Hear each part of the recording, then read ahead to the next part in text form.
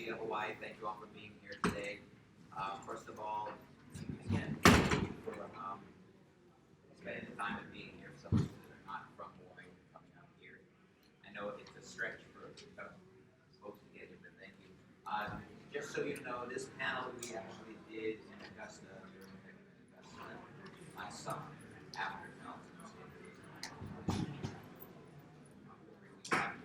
and because of the response and everything else, we decided to make it really important. One, because it was done in Sabre.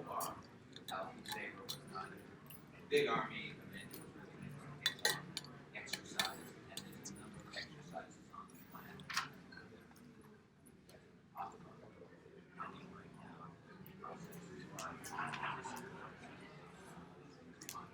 Joint exercise plan. But this is part of that pathway. So I think today would be good, for those of you that haven't sat through this before, a good understanding of what was done, how it was done, including having first Martiv, so not only just on the Australian Army, but also on and exercise. We're adding on to that as well. But I think, again, you got the right people here. Again, thank the First Corps and First Martiv. Thank you for taking the time to come here. Again, like I said, it was probably a push for you guys to get out. But then to force you to come to Hawaii. Augusta, I'm not sure, but Hawaii. So I'm going to leave you with that. I'll leave you with Lieutenant Colonel Bass. He will moderate today. Any questions?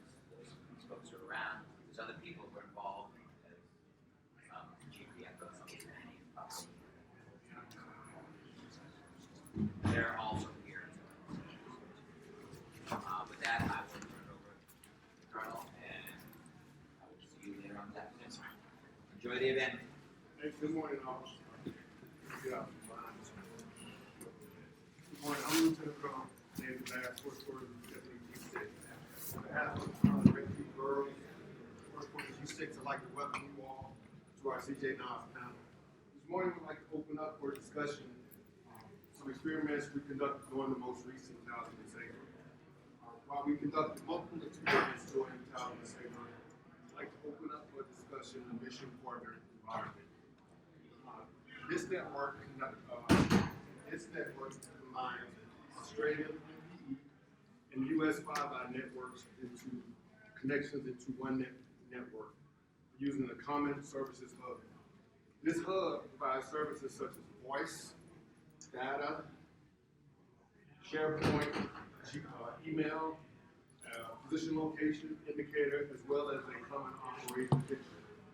What makes this network unique is, compared to the previous 10 Talisman Sabres, this network will be enduring. So we will no longer have to bring equipment forward, bring networks up, stand them down. This connection between the U.S. and Australia will go on into perpetuity. So at this time, I'd like the board members to introduce themselves, and then we'll continue on with the dialogue. Thank you. Hi. Good afternoon. Serving for Jason Milton, First Corps G6 Operations Center. Good morning. Master Sergeant Steve Bond, First Marine Division G6 Operations Chief. Good morning, everyone. My name is Michael Lane. I'm First Marine Division G6, and I'm going to go a little off cue. So the gentleman to my left was recently selected for promotion to Master Gunnery Sergeant.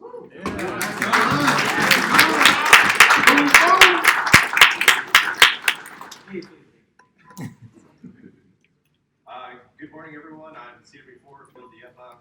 I was the Senior Services Engineer at the CJNOSC during the time of Talisman Sabre, and I serve as the First Corps Senior Services Engineer. Good morning, Warrant Officer 1 Aker. I was the Cyber Defense Warrant Officer, essentially the G6-2 for the Talisman Sabre operation. So first, I'd just like to, we're going to start this off with really the reason why we were able to be so successful. It's the people. So, setting aside and talking to the team before we came out here, we realized that this location, this team in here, 516, NF Baycom, Eastern Pack, PAC, Disapac, everybody here made Talisman Sabre great. So how we planned. So it took about a year of planning. How we planned what the CJNOSC was. And how we were going to prize them. Our planners saw this event required this whole team to be a part of Talisman Sabre, of the exercise, to show a capability of how the Army should, or not the Army, but how a task force would deploy into a country in the Pacific and operate not just unilaterally, but bilaterally.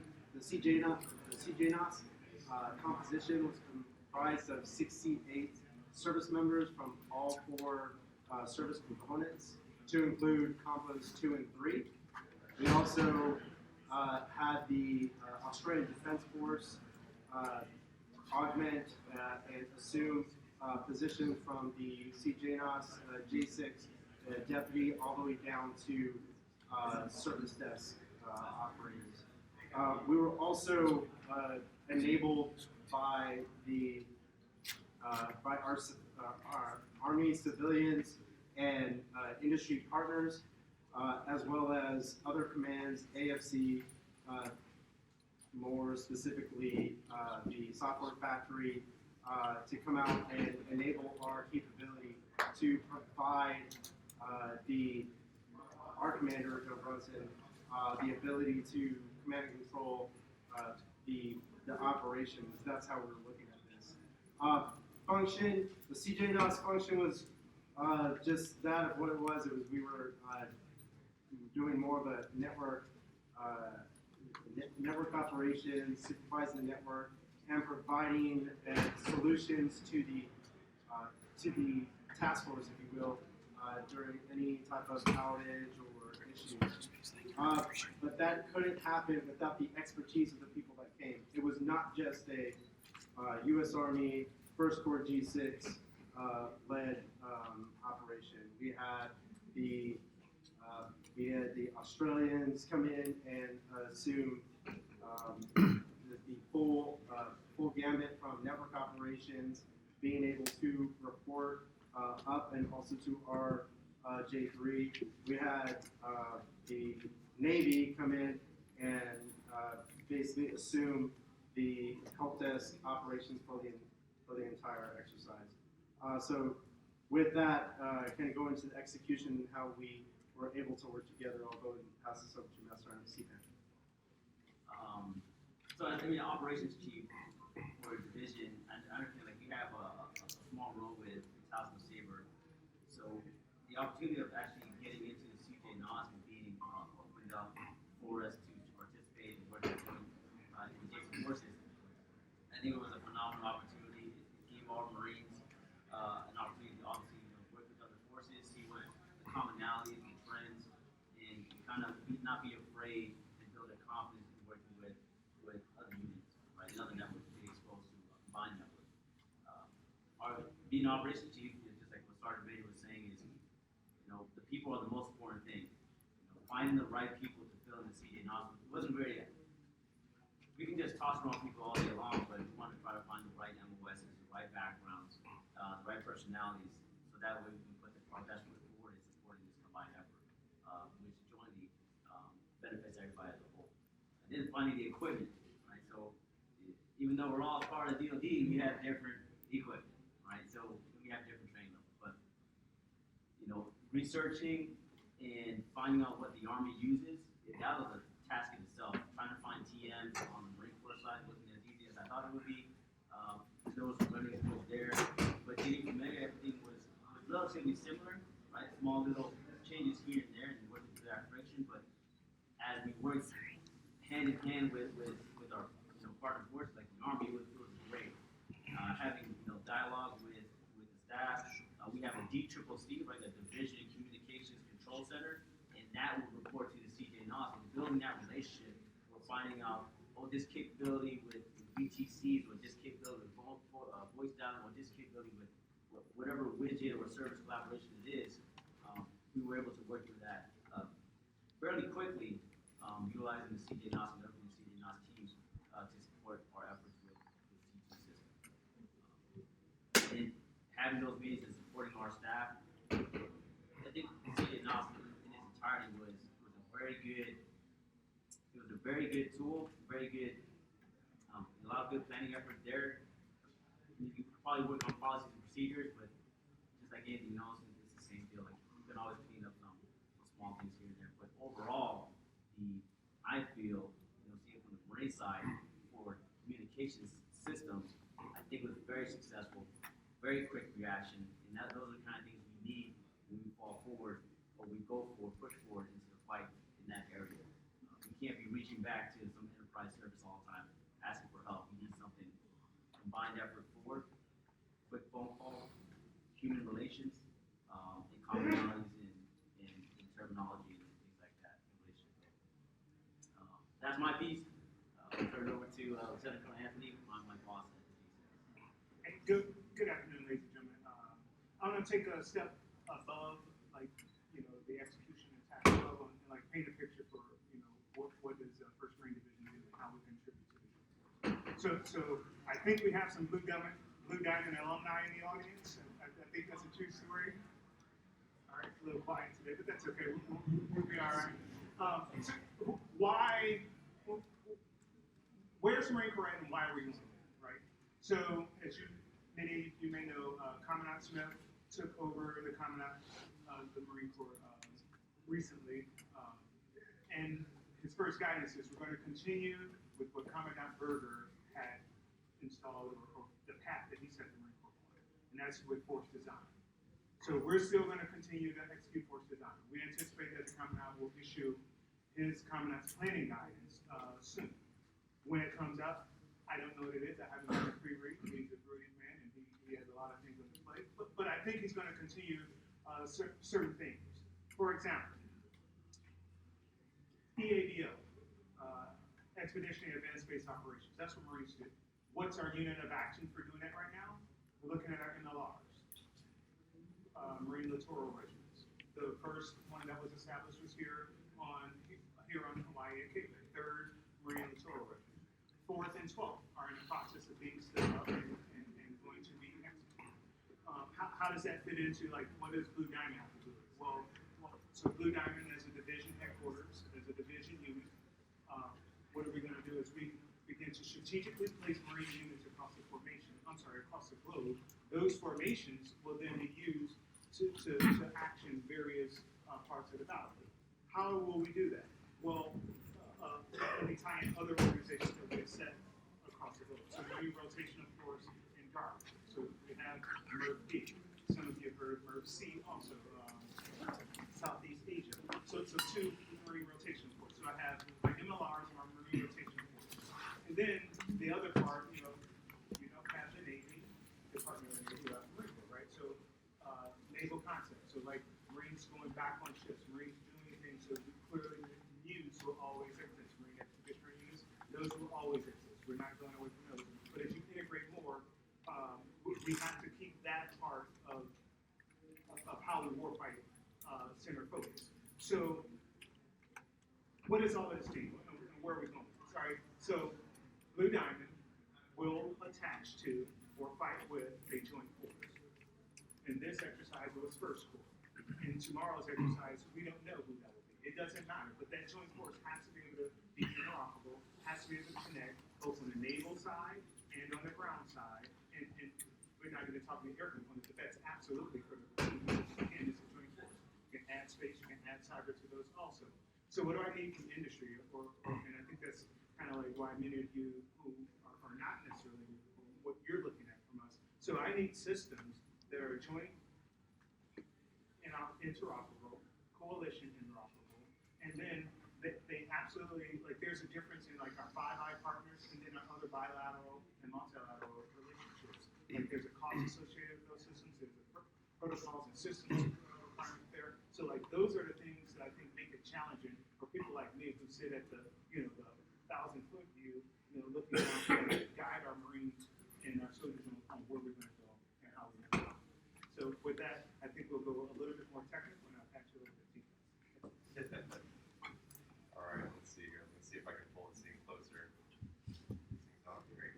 All right, so since everybody showed up, to this panel, I'm going to give you guys a behind-the-scenes look at what Talisman Sabre looked like from the back end of the CJNOSC. So,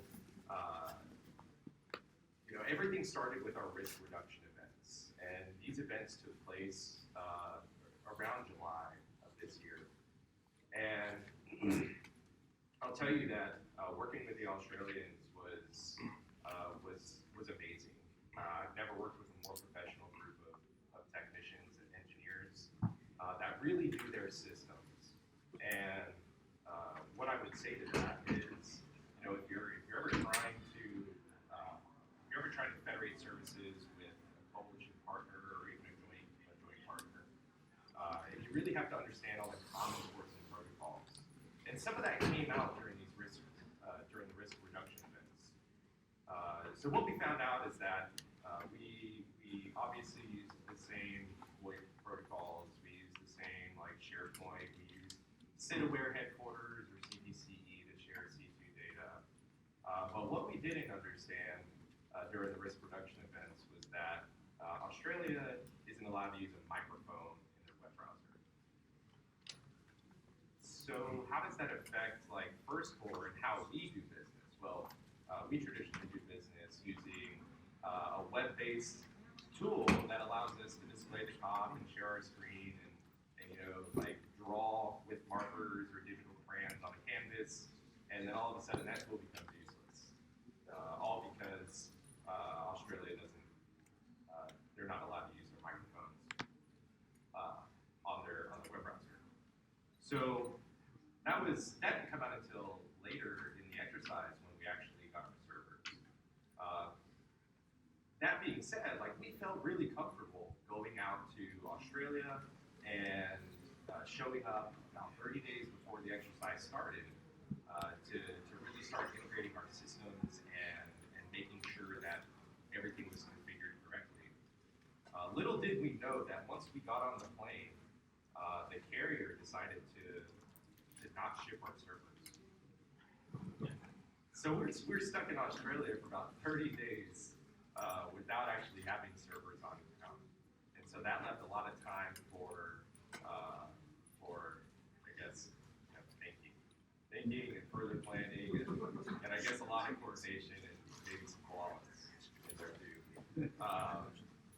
So as you can imagine, being the senior services engineer for this massive exercise, not having servers at my location, not even 2 weeks before the exercise, I'm freaking out. I'm thinking how am I going to do this? How are we going to stand up all of the services for this exercise and be able to talk to the Navy, the Marines, the Australians when our stuff isn't even here? And that's where the CJNOSC came in. And I think what the moment of realization was for me was when everybody started showing up. And I'm not just talking about the Marines, I'm not talking about the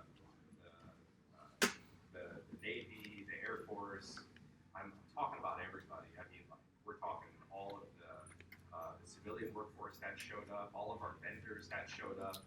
I had to take a step back because I was stuck in a very Army way of thinking where I felt like the burden was all on my shoulders. But in reality, everybody was there to help out. And so as I took a step back and sort of looked at the wider and broader picture here, I had several moments of clarity where I could see, physically see how the network was laid out, how the services were laid out, how the command posts were being set up. And we all know that a plan doesn't necessarily, survive first contact, and it definitely didn't in this case.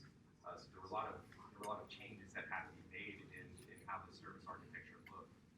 But with the help of everybody that came in with the CJNOSC, came with it individual experts in all these individual systems, and I think that's what I took the most out of being as part of the CJNOSC is looking at that specialist who is an overwhelming expert on the call manager, being able to ask a specialist to do, a task A through Z, and they execute it flawlessly.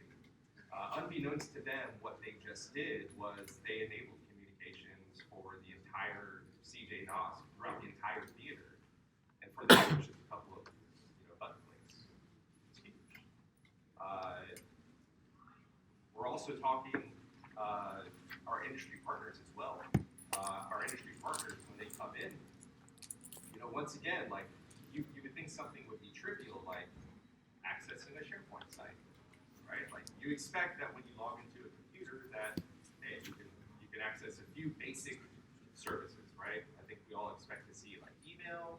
We expect to see like a SharePoint site. We expect to see maybe like a like I don't know, some type of chat service, right?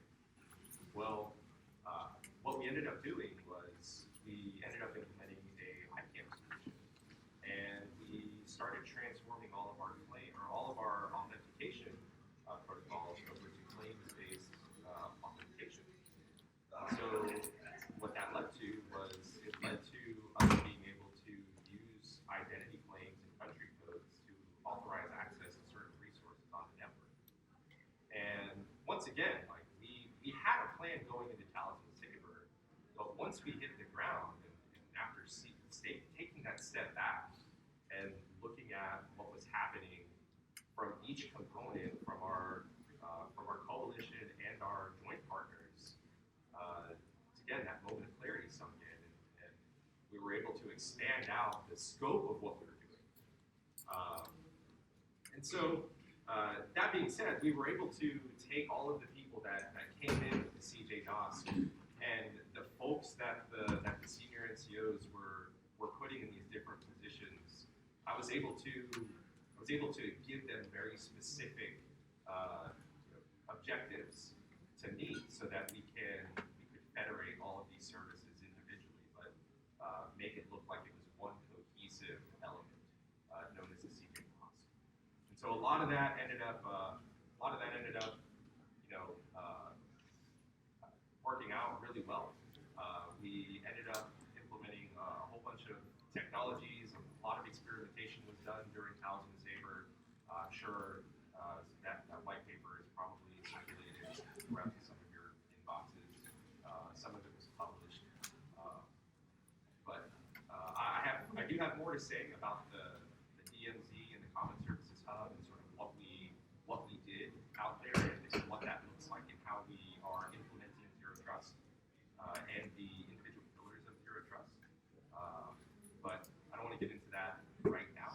I'm going to hand it over to Mr. Greg Baker, where he'll talk about some cyber things. Okay. It is perennially difficult to follow Chief Yeppe here. He is handsome and smart, and I have big shoes to fill. But I will say, I don't know, for those of you who are astute, you may have noticed, I actually am not in First Corps. You saw my badge here, look at the program. I'm subordinate to First Corps. I'm actually in the 17th Field Artillery Brigade, which is their HIMARS brigade. So I was called up to do this mission as essentially the G62, which again, more big shoes to fill because a warrant officer one is not typically in that position. But my MLS is not very well filled out. I'm a cyber defense warrant officer. So that said, I'm trying to point to the fact that this was one of the largest collaborative efforts that I've seen or ever been a part of, and I think it's one of the biggest collaborative efforts that the Army has on an ongoing basis. One of the important parts about collaboration, we're living it up right now in technical. We're dealing with that. We're collaborating in industry. One of the things that I kind of see from my foxhole is that it's very difficult for brigade and below echelons to be paying attention to the need for collaboration because we all work in such siloed situations. And it's been spoken to many times. I won't beat that dead horse, but I do want to say that this was an amazing opportunity. I was really happy to get the opportunity to work as the 6-2 for the First Corps. That said, we got to use a lot of really great technologies. Our SIM was Elasticsearch with Logstash. We were able to see into a lot of the technologies and everything that Chief DFO alluded to, the ICAM tools and the attribute-based access controls that were included were part of our ingest parser. We're also able to use Palo Alto firewalls and everything to manage a lot of the connections and the different things that came into the network across the DMZ we were able to see. So it certainly wasn't a situation where we're going in blind. We were able to see quite a lot of stuff. It was especially difficult to manage alerts and kind of get down to brass tacks on what I needed to be looking for, how to detect adversarial activity on the network, because Chief Dieva, as a cloud engineer, and like to include brand new technologies or make changes on the network every 15 minutes or so. So I was getting 50 new alerts and really had to hammer that down. I had a great team while I was out there. First Corps provided some great 25 deltas. Third MDTF out here in July provided us some 17 Charlies and a 17 Alpha, which was an awesome opportunity to work with them. We also had some cyber-based Marines out there who augmented my team. And then we also had some Australians that we got to speak to. The Australians do cyber very differently. Their team actually, they have a separate system that they bring in, and they kind of connect it into their own tactical networks and use that externally to analyze all of the tactical infrastructure and make decisions and kind of do scans and things like that, broad scope for each individual network. And their team is small, so it moves around. In fact, the Australian government hasn't decided whether or not they want to include their use in like industry and look at their infrastructure, their industrial systems and so forth. So that the Australians may choose to use their military cyber team to do that. So it's a very different picture for our Australian counterparts. It was great to interact with them, to get to know their TTPs and understand how that differs from the Army way of things and from the just American military way of dealing with cyber. So that's me in a nutshell, and I'll go ahead and pass it back over to technical guys. Before we continue a little bit, I'm gonna pass it back over to the chief of the admin. But the thing that we have to think about, right? So we executed this. It's a great endeavor, had ourselves on the back, whatever.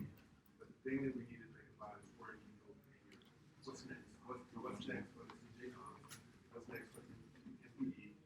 How are we going to provide compliant communication across the largest geographical area that we have? That's what we're thinking about. We're tasked to solve tough problems to help our warfighters. So, Chief. Yeah, thanks, sir. So a little bit more about the CS Hub and the DMZ and sort of what made this whole exercise possible. So the PM from Tactical Networks as well as Mission Command, they have a special configuration for this particular instance, and so what they do is they have a piece of hardware called a CCE, which is that acronym escapes me. It's like Common Commercial Equipment or something like that. And then you have a CS Hub, which stands for Common Services Hub. And so what the PM from Mission Command, what they want you to do is deploy out basically the same set of services that an Army organization would deploy out on a typical deployment for a TSI. So that includes things like Active Directory, SharePoint, Exchange, the whole 9 yards. And so the idea of the CS Hub from Mission Command's point of view is you have these services that are extended out to the edge, and you're just using those services at the edge. But then you also have a set of services that are sitting on your home station stack. And so now I have 2 SharePoint sites. Now I have 2 Exchange mailboxes. Now I have 2 of everything. And that becomes increasingly difficult to maintain. And so what we tried to do is we set up this demilitarized zone, and we really made it so that what existed within the DMZ terminated all the traffic into the greater network. So what does that mean from like Australia's perspective, from a joint perspective? perspective, what it meant was that any U.S.-based users, any joint partners that we were working with the Marine Corps, is that they had full access to, not full access, but they had the ability to pull data from within the U.S. portion of the network. But we were all still using the services that existed within the DMZ for things like video teleconferencing, email services. Well, really, we were routing email services through the DMZ. So we set up filters that would prevent emails from going to certain locations at the edge of the DMZ using transport servers. We also integrated our identity solution with everybody. And so I think that's one of the biggest pieces that we did during Talisman Sabre here is federating the identity solutions. So through the help of GDIT and Frenetics, we were able to take everybody's identity for the exercise and capture all the claims and be able to have full visibility over everything that was happening on the board. At least, not everything, maybe that's a stretch. But definitely when it came to accessing data. So things like SharePoint and chat are two major pieces that we used for the exercise. We could tell you when somebody was going to access a piece of data, when they were getting denied. We could see all of that happening and we could see where it was coming from. And I would argue that we would be hard pressed to do that if we didn't transition over to that claims-based authentication mechanism that we did. That's sort of what Colonel Bass was alluding to is like, what are the next steps here? Well, right now we have Australia sitting at JVLM building out their portion of the network for Yamoussoukro.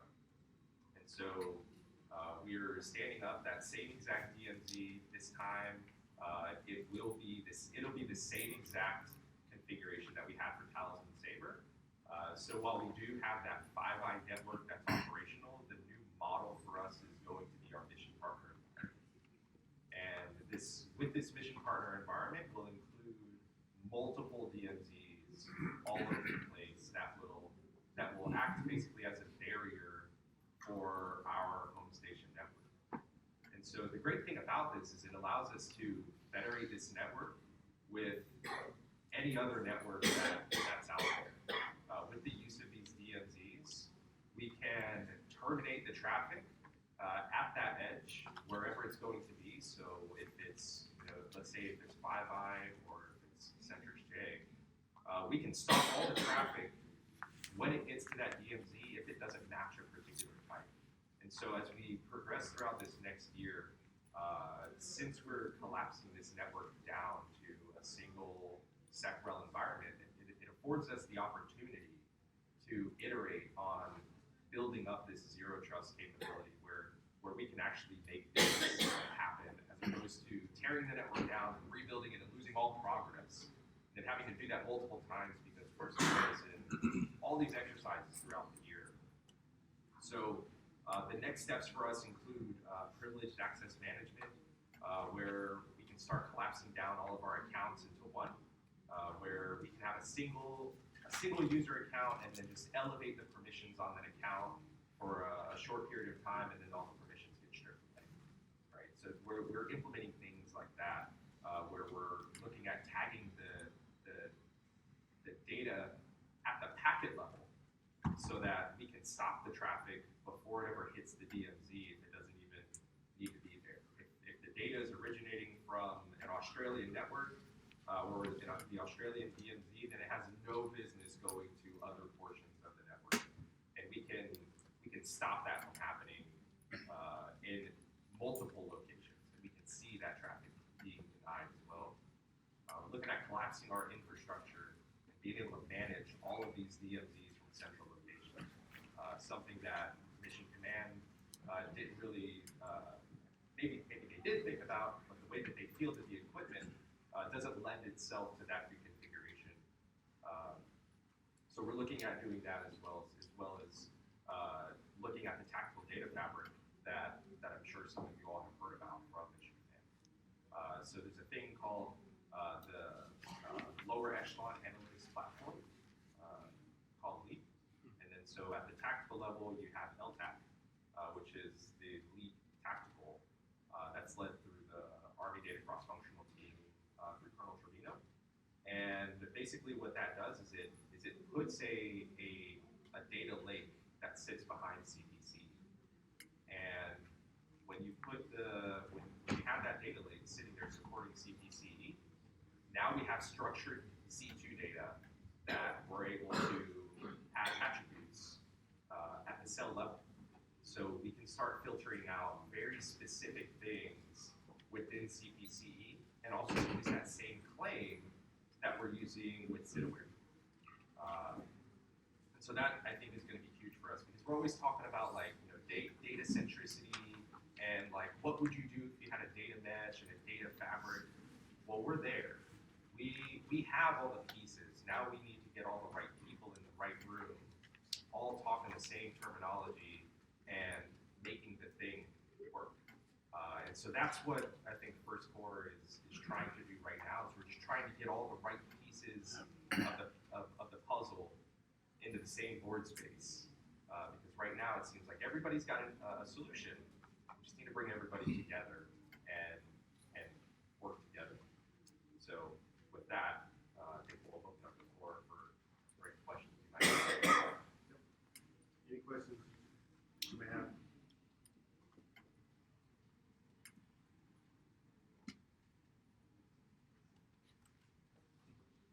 What was the greatest threat to your network? It must have attracted a lot of attention from the pickup threat actors. How do you read the success of that against the Yeah, I think it was probably me.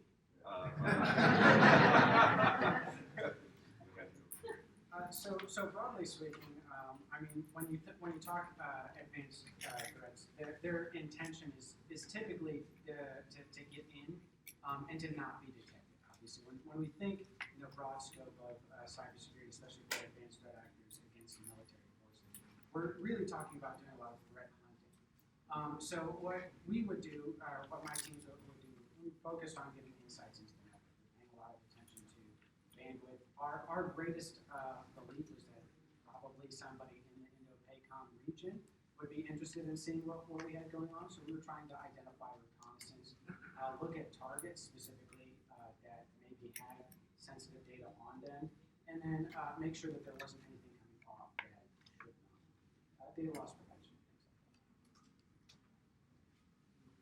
that. Follow-on question, if I may. Firstly, thank you for the kind words about Australia. I'm sure it wasn't anyone I trained. Probably my friend. Follow-on question. You've discussed the biggest threats. Where do you think the biggest opportunities are moving forward?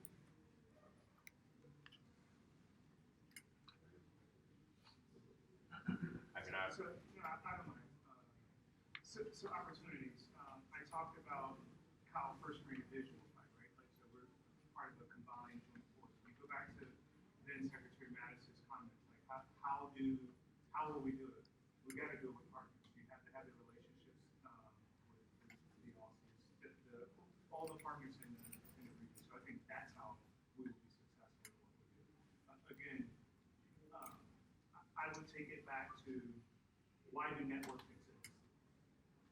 Networks exist to enable commanders to make decisions. Enable commanders to make decisions faster.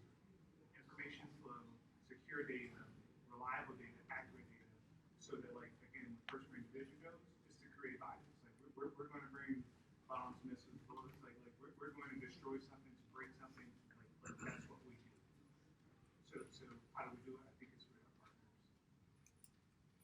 I think I'll add on to that as well. So, very wise man once said that if another country invites you to their country, then you don't just show up with a suitcase, you show up with a house, right?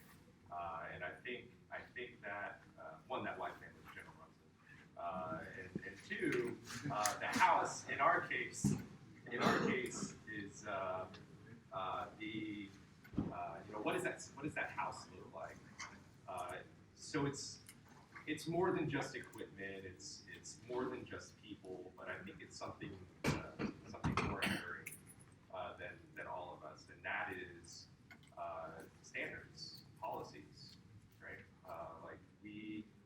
we build these policies to define how we're going to integrate our countries during certain periods of war or conflict.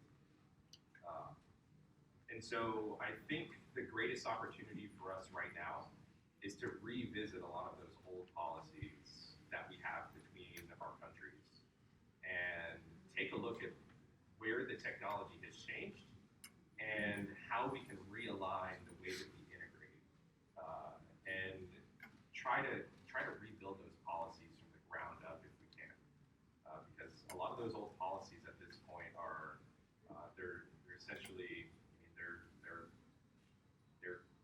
old tablets now, right? Like you can look at them, you can read them, and as much as all the words say, they may not make a whole lot of sense anymore, just because of the way that the bits flow through the network. So they have to be rewritten, and we're already engaging with the standards committees to be able to reshape what those policies look like. So we're already embedded with AdCan's goals.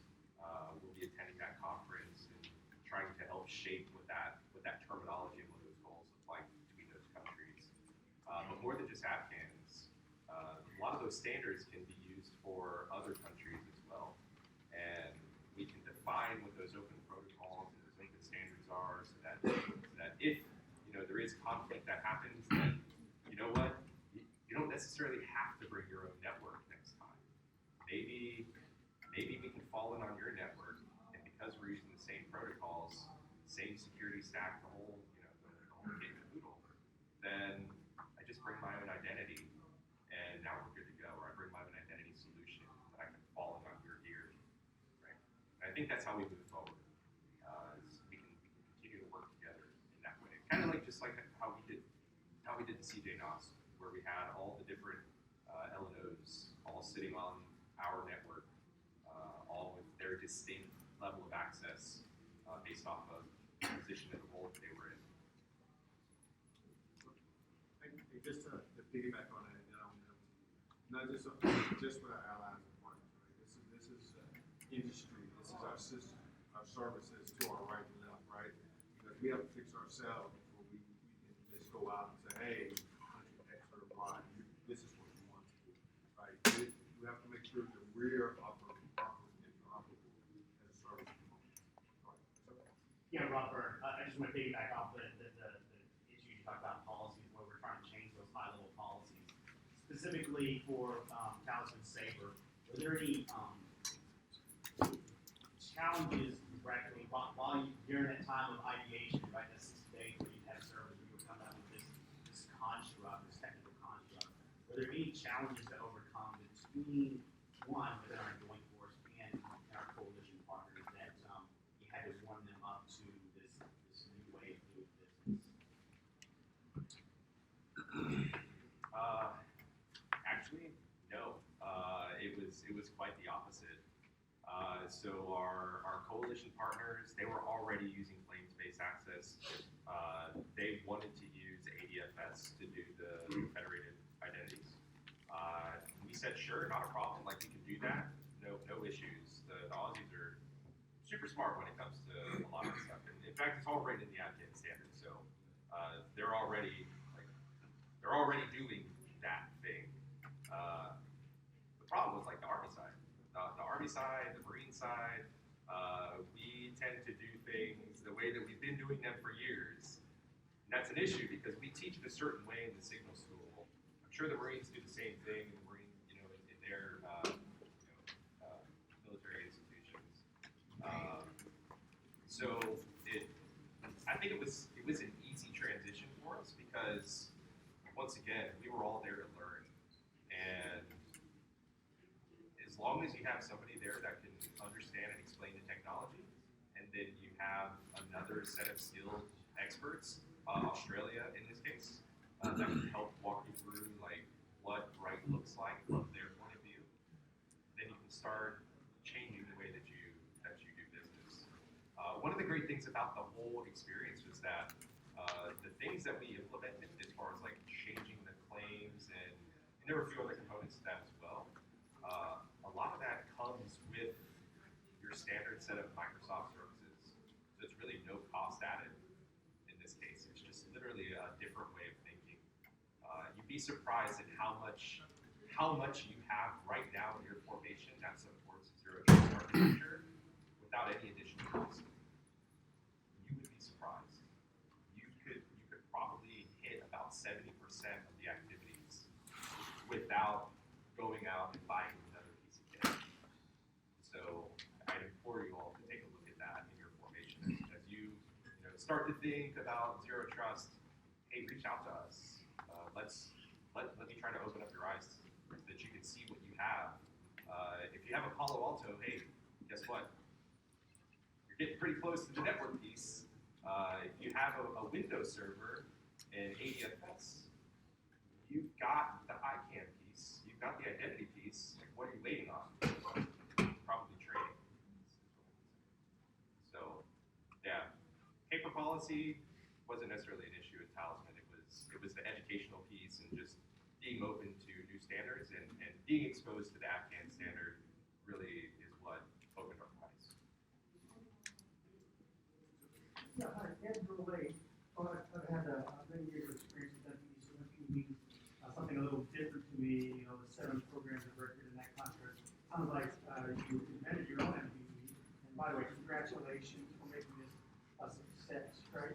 And so in that construct, can you give me examples of maybe operational effects, right? In that, for example, like on the 5-6 program, allowing a Norwegian overflight over a nation that the U.S. doesn't have overflight rights, but sharing information so that getting a target, right, firing a target, and then using other resources from other nations to be able to hit that target.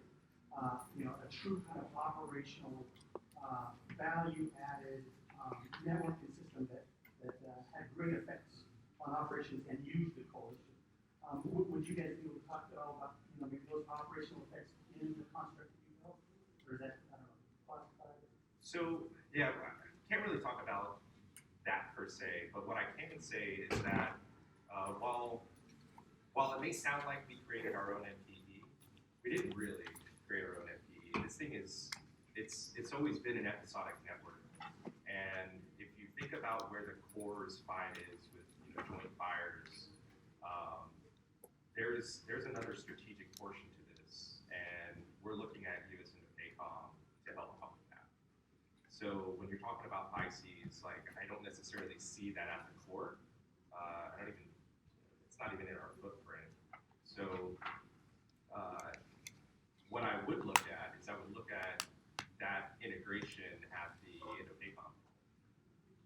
And so I think what we've done within the core with establishing this framework for integrating coalition and joint partners, now we federate with IMN and we get into the bigger strategic picture. So if we ever have to push up and look up and out, then we can do that. And so that is on the slate for this year to try and get federated with IMN and then get exposed to some of the more strategic sensitivities out there. Can I ask a follow-up question? So one nation, right, Australia, maybe so you asked about what's next, and federating with IMN is one thing, but what about like partner nations that aren't FIIs? Is that something that you're looking at for what's next? Yeah, absolutely. So, that's all part of what this is, and part of what we're doing for Yamasakura. So, a great example of that is, Australia is sitting off on the outskirts of this DMZ for Yamasakura, which is connected into Centrix J. So they are sort of like isolated on their own island, and their data isn't traversing past the DMZ unless we explicitly allow it, right? So everything is being denied. Nothing's being trusted, even though they're sitting in our office right now building out their servers. None of that data is going to be allowed past the DMZ unless we explicitly allow it, and it's only going to be like critical mission command service data. So things like file shares, SharePoint, all that stuff is being proxied through. So the idea here is that as we continue to mature in this journey of establishing all the activities within Zero Trust, the idea here is going to be that I could provision, let's say, somebody from Indonesia or somebody from the Philippines, YubiKey, and that key would have like an identity and a certificate tied to it. And as soon as they log into the computer, they would have the same visibility as somebody on the outside of the DMZ. So we're getting there, and I think that we have the framework for what that looks like, and we'll continue to iterate throughout the next year to make that a reality. So YubiKey, same access, same network, but access on a need-to-know basis. So if you notice, most of my answers or my comments have nothing to do with technical with that. You guys are speaking great here, I love it, right? But on the operational level, what I do want to talk about, so earlier I talked about our MLRs, Marine Littoral Regiment. So like third MLR in its placement and access. So Marine Corps organizes itself in Marine Air Ground Task Force, MAGTF. So the MLR has an infantry battalion. I'm being loose with words right now. So an infantry battalion, a land battalion, low altitude air defense battalion, and then its own logistics battalion, right? So that smaller MAGTF, I'm missing the aviation component, but ignore that part right now. But what it does is it provides that access and placement that we talked about earlier, like how does it work and how does it set? So if I were to employ the 3rd MLR inside of the Philippines and it connected to 3rd Marine Division or 1st Marine Division or to 1st Corps, like those are those relationships that build with those local nations or those the partner nations that we would have. That's how I think that interconnection helps answer your question. Your question. Yeah. So user feedback. Did you collected the information from the users on, impact their day-to-day, their ability to do their mission, any friction points, maybe some training gaps that were identified from a user perspective that might need to be shored up as these kind of systems are implemented? Yeah. So definitely from the way that we use SharePoint from that point of view, there's definitely some end user training that will have to happen, especially as we continue to iterate. Email is going to be one of those things as well, where like as we permit attachments to flow through email, making sure that data is being tagged so that it can go through those guards. That will have to happen. So at some point, we will have to train the users to do the right thing and make sure that we have the forward disclosure training so that they can do appropriate classification markings, etc. But also within the SharePoint environment, I would say it's pretty seamless. As far as the ICAM solution overall, nothing's really changed for the user. So they log in using their credential, whether it's a YubiKey or whether it's a just a username and password, and then they open up all of the same services. The only difference is that they're greeted with a different logon prompt. So traditionally, we would have like NT integrated security, where you would just have a single sign-on through Kerberos. Well, now they're going to get prompted with a cool little web page that says, "Hey, welcome to First Corps. Go ahead and sign in with. Where are you trying to get signed in from? Are you the Marines? Are you the Australians? Like, who are you?" And then I'll redirect you to that identity provider. So that's like the hardest part for them, is choosing the right authentication provider. And if we have a good naming convention, that becomes less of an issue. So very transparent for the end user. Oh. So I'm trying to think more how to phrase it. So typically key events and drive effective policy and procedure change. And so we'll also learn from this as well. So in recent years, reciprocity and continuous ATO based on things that are on exercises or real events. Has any of that feedback gone to the potential of adjusting requirements across the DoD or the different publications for that based on AppCams or any of that? Because that would be like a procedural step forward. Potentially for it. Just like I said, in recent years we had issues where we didn't have reciprocity for users going into a particular area. Same thing for continuous ATO. If any of that feedback can pushed up so that DoD writ large is making these adjustments. So yeah, I mean, I'll answer that a little bit here. So I think that that's kind of what we have on our side is because that lack of policy hasn't been well defined yet. And so that offers us great flexibility in what we can do and what we are doing. I think because we're not bound by all of those constraints that could be in place because that policy isn't, it's still getting worked out. We can kind of shape what that looks like, and the AOs can accept what they're willing to, assume in that particular area. So I'll tell you that for our network, we are seeking an ATO for it to codify all the different steps and all the different things that we're doing so that it can integrate into IMN. And so if you were to think about IMN as being that strategic piece, you would have the lower echelon at the tactical level. You would have whatever our network is going to be called. It could just be like a tactical IMN extension. Like the name could change. It'll likely change in the future.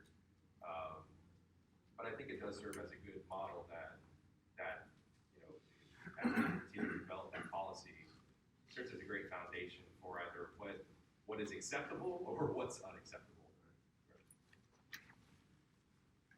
Good. I heard a question more on the PCO side. How did you deal with incident response if there was like a threat or vulnerability on one of the partner systems? And then how would you collaborate? Like, was there a team effort in reacting to the response? Awesome question. So for the partner nodes, we actually had them in they were separate. We did not have the authority to scan or look into their networks or identify threats inside these networks for good reason. And the same went for them. If they had any scanning capabilities, they weren't looking into US networks. So we're still kind of siloed out on the cybersecurity side of the house. We did tend to focus on our own. Incident response was an interesting piece though, because with the amount of moving parts you have in a combined joint environment, we really had to control for who was present on the desk, who was available at the time, and what was their knowledge set. Which meant that there was a lot of training involved, especially off the jump. We had to make sure that the Marines knew kind of the Army way of approaching threat and incident response and threat hunting, and kind of what the different tasks were, so that we were able to manage and work as a cohesive team. Great. And then so follow-on question for that.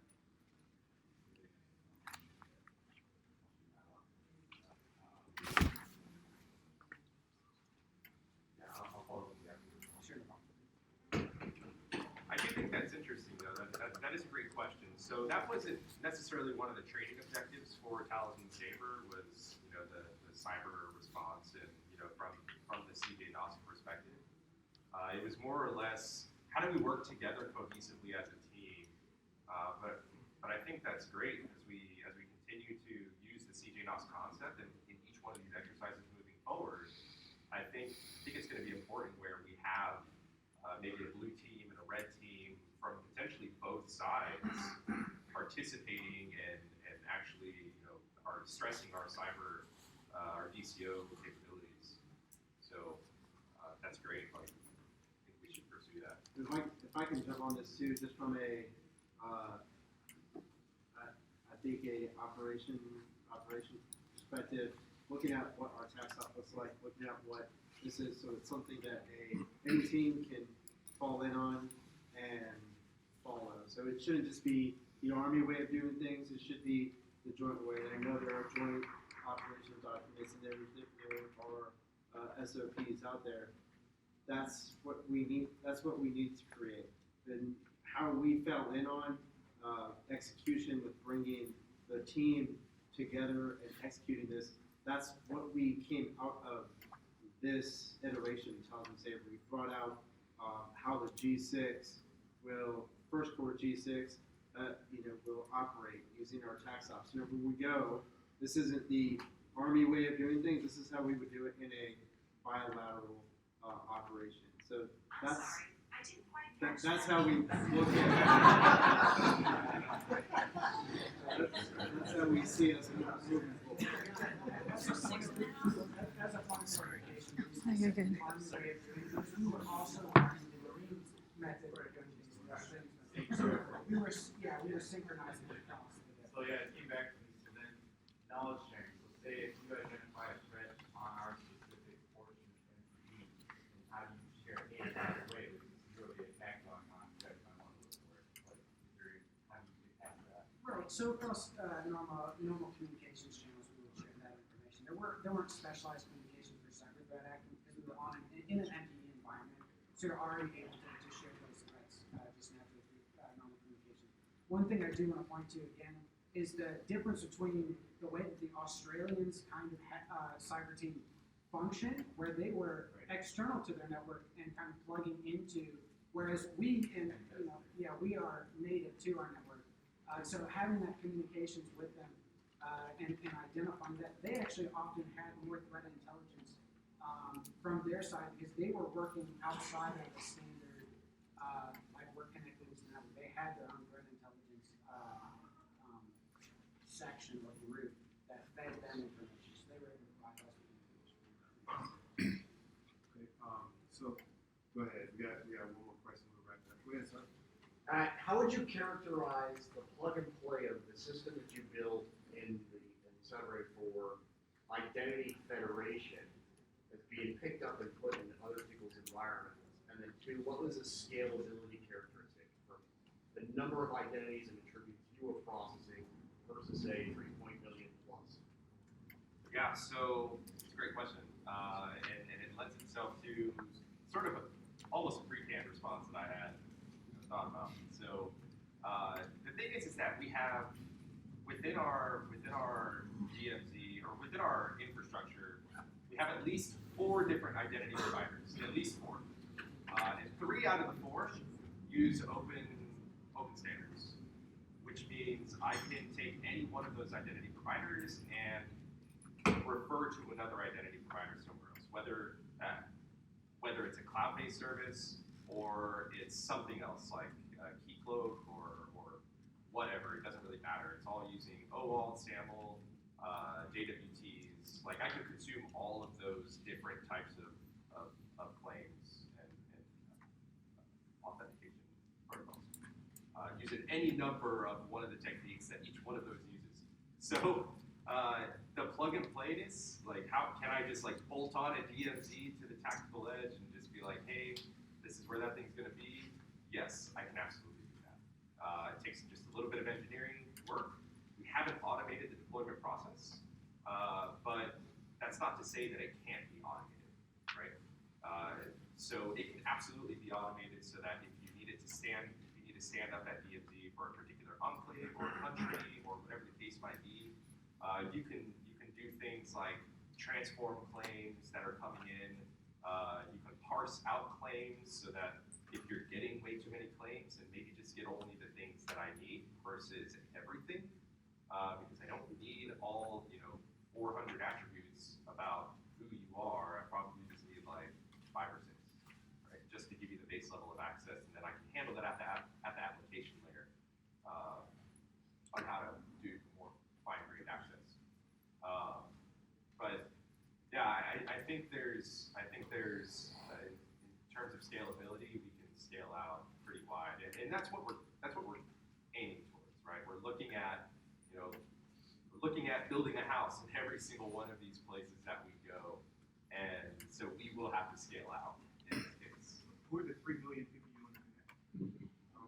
Say again? You said 3 million people? 3.8 million, the rough identities of the DoD itself.